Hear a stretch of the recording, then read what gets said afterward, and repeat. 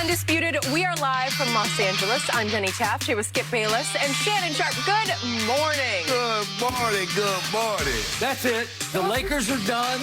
You just lost Jared Dudley, and LeBron was devastated last night on Twitter. That poor man just can't get a break. You know, I thought you were going to say something else. When my Cowboys season is over, that's what I thought you were going to say. Well, that's the first topic, right? We're going to spend the next 20 minutes. But you know that, though, right? I don't know that. I just can't believe you mentioned the Lakers. I thought, Skip, you were going to be all in about your Cowboys because we finally had an episode that started with that guy, Jerry Jones. And that is where we begin the show. Last night's Hard Knocks took a good amount of time to focus on Jerry, from his history with the team and a drone tour of the new Star facility to arriving via helicopter to the Cowboys' first home preseason game and getting chants for Jerry from crowds. There was a lot of attention on the team's owner. But here's the question. Shannon, will the Cowboys ever win another Super Bowl with Jerry in charge? No. No. Skip, again, how did anything that they led up into Hard Knocks, the first 5 minutes, how does that help the Cowboys win a Super Bowl? Now, since they last won the Super Bowl 25 years ago, they've won exactly 4 playoff games, and they haven't advanced to the NFC Championship game. And I can assure you, so is Jerry Jones willing to do more now than he was then? Absolutely not. Jerry's going to do the exact same thing, and the reason why they're not winning a Super Bowl is because he can't stop meddling. Skip, he can't help himself. Skip, Jerry is good. Don't let Jerry fool you. Yeah, sure, he would like to win, but Jerry like adding them zeros. Skip, what was that star about? What was the drone tour? How did it tell me? I just want you to tell me. The drone tour was amazing footage. It was amazing. I was like taken on a ride into the Star that I thought was inconceivable to pull off, and they pulled that off. But they showed you the magnitude of Jerry's kingdom. Yeah. Yes. Now tell me how they help you win a championship.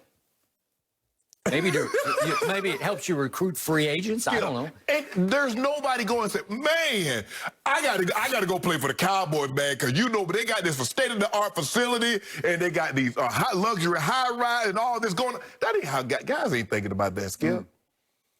They want to win.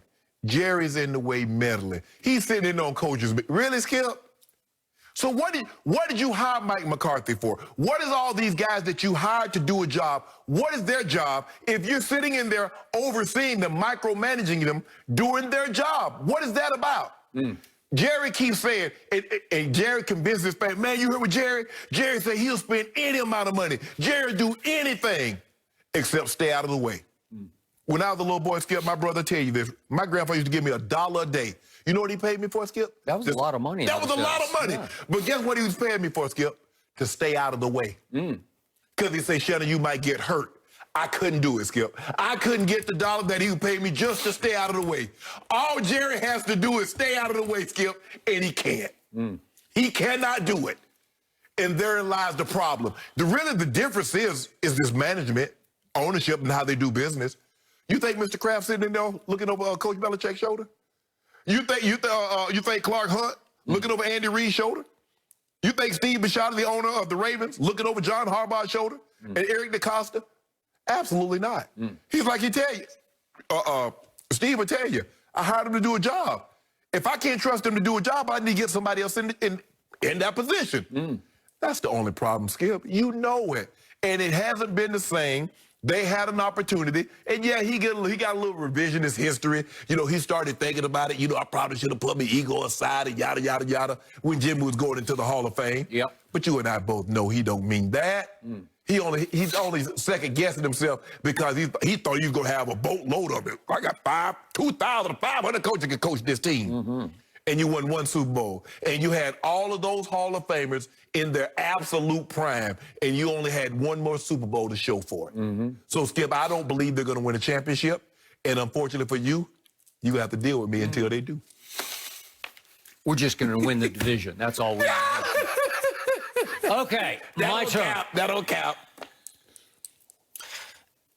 I know Jerry Jones very well. I'll say it again. I spent literally hundreds of hours around him as I wrote my 3 books on the Dallas Cowboys.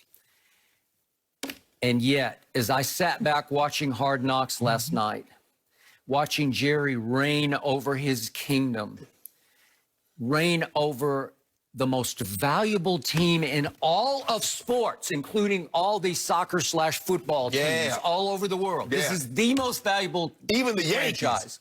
way over the Yankees.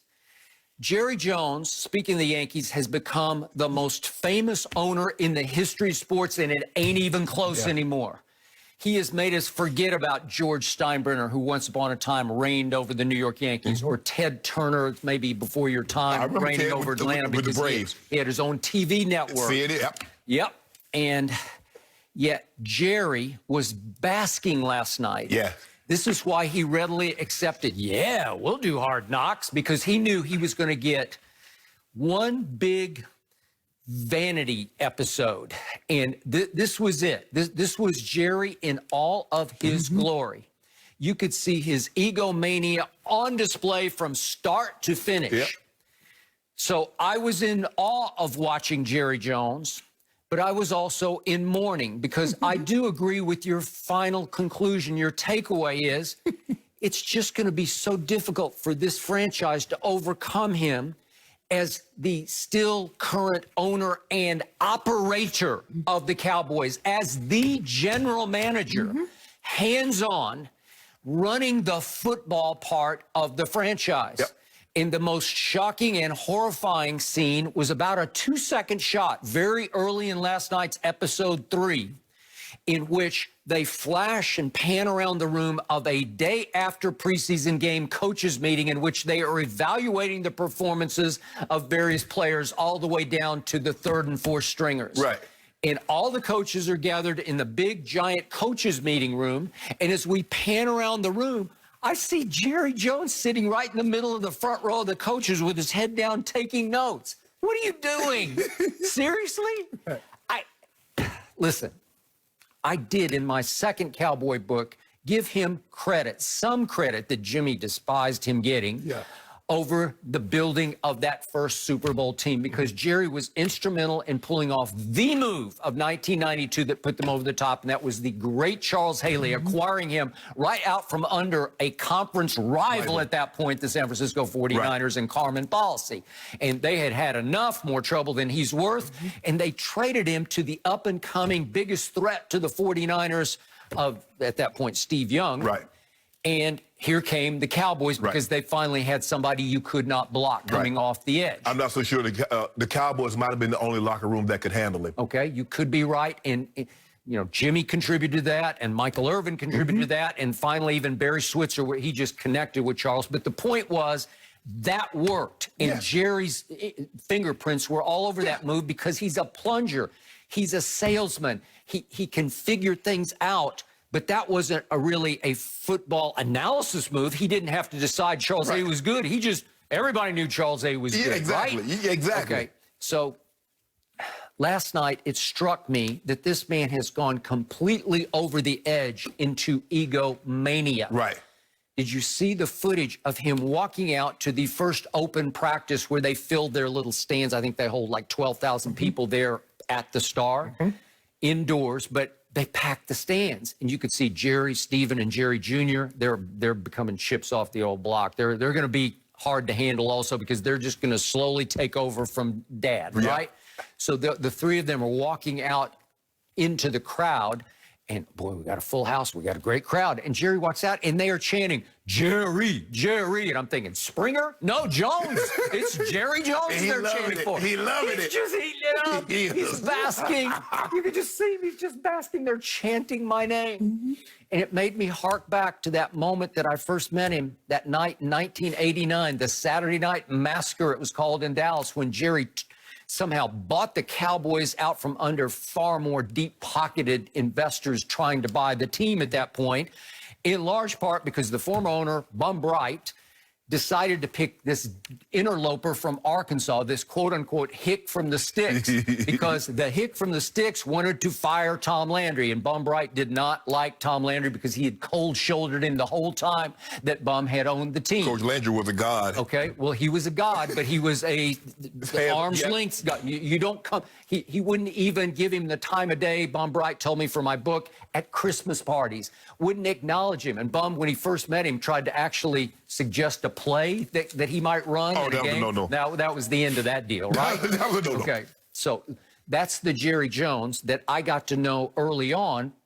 That was the Jerry who, the day he was allowed to buy the team, had to get on his private jet, fly from Dallas to Austin, Texas, to find Tom Landry, who was on the 14th hole, just playing golf at his country club in Austin, Texas, played at the University of Texas, obviously.